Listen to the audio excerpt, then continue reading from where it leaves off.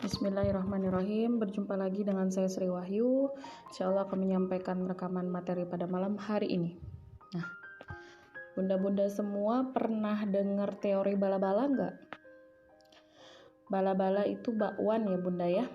Di sini saya mau menceritakan teori bakwan atau teori bala-bala. Suatu saat ada seorang teman nanya ke saya, Teh Ayu, caranya supaya saya punya pikiran positif tiap hari, gimana sih Teh caranya? Perasaan saat ini bawaannya itu negatif aja. Jadi bikin gak nyaman ke diri sendiri, apalagi ke orang lain. Saya jawab, pakai teori bala-bala atau pakai teori bakwan ini. Saya bertanya waktu itu kepada dia, dan saat ini pun saya akan tanyakan kepada bunda semua. Kalau saya punya bahan makanan, saya punya sayuran engkol, wortel, seledri, ada juga ditambah terigu, tepung terigu, ada minyak goreng, ada penyedap rasa.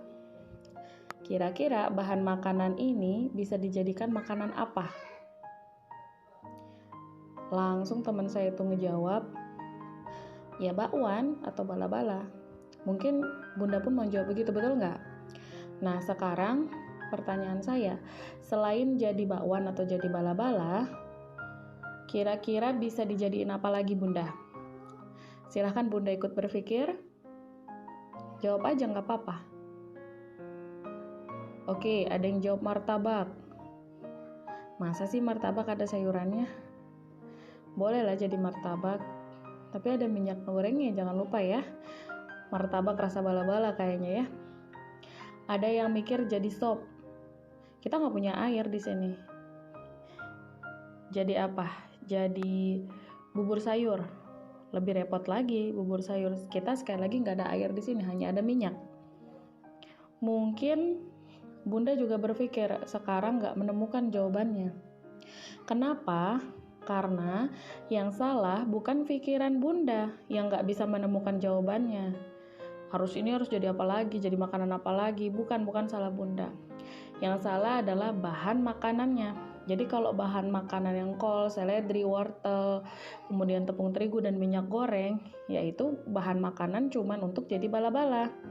Walaupun dikreasikan jadi makanan yang lain, rasanya nggak akan jauh dari rasa bala-bala.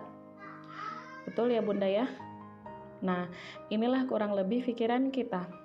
Pikiran bawah sadar, bahan dasar pikiran kita, apa yang kita pikirkan setiap hari, apa yang kita pikirkan setiap hari tergantung apa bahan dasarnya. Bahan dasar pikiran kita yaitu memori-memori kita, kenangan-kenangan kita, perasaan-perasaan kita. Itulah bahan dasar dari pikiran kita.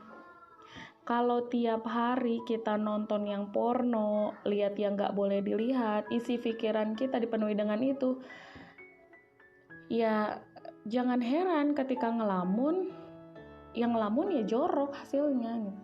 Tapi jika dalam pikiran Anda, pikiran bunda semua, di pikiran bunda itu adalah kekerasan, kemudian seksual bebas, yang berbau seperti itu, maka jangan heran gitu ya.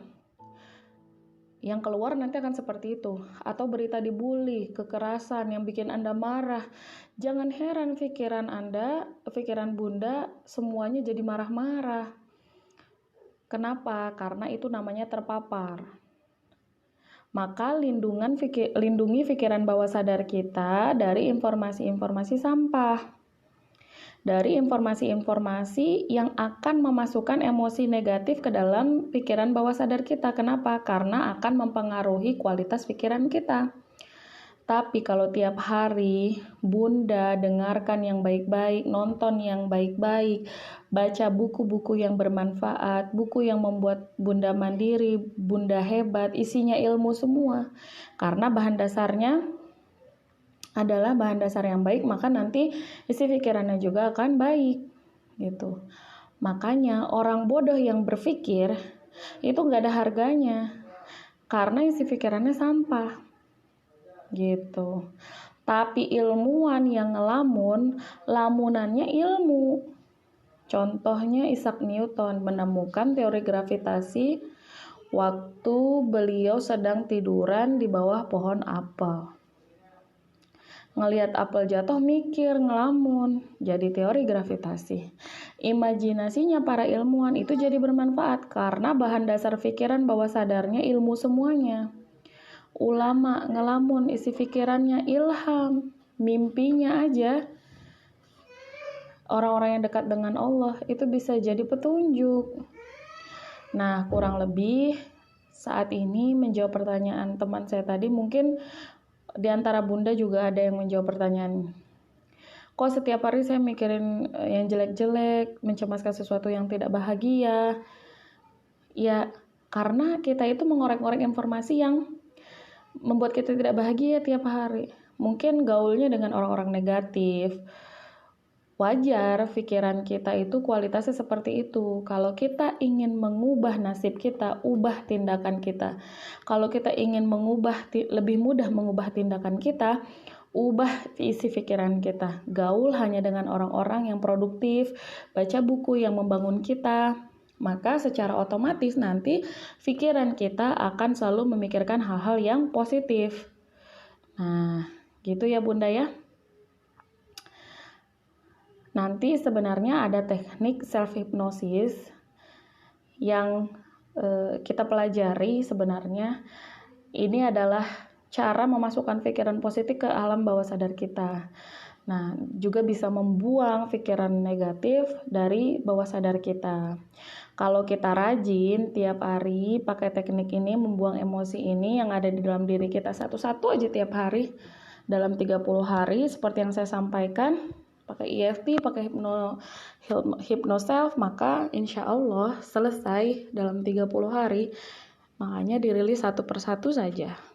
Nah, nanti Bunda bisa rasakan manfaatnya di bulan berikutnya. Bunda enak, enteng, tenang, bahagia gitu. Kenapa? Karena emosi negatifnya udah lepas.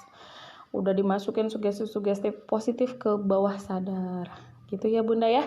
Sekian dulu dari saya. Selamat malam. Assalamualaikum warahmatullahi wabarakatuh.